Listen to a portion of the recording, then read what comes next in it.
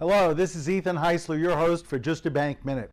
The August Bank Treasury newsletter talked about how the inversion of the front end of the yield curve made overnight repo one of the highest yielding investments a bank can make today, paying more than the effective Fed funds rate, or IOER.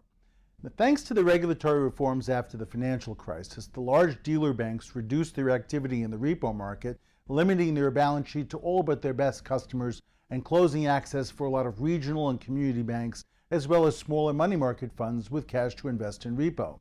The only type of repo where the large banks have gotten some capital relief is through netting by novation with the Fixed Income Clearing Corporation, the FICC. The dealer effectively acts as an agent for its client's repo, even though the client is transacting directly with the dealer as principal. There have been a lot of limitations around the eligibility for clearing, but thanks to the FICC's decision last year to relax its rules around sponsored repo, there is a good chance that these cash providers could find themselves with more welcome in the repo market.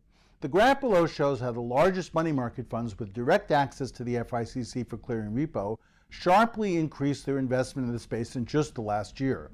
Assuming the yield curve remains inverted or gets more so, the focus in repo seems like it's definitely going to increase. You can read more about it in this edition of the Bank Treasury newsletter, Bank Treasurers Stare into the Abyss.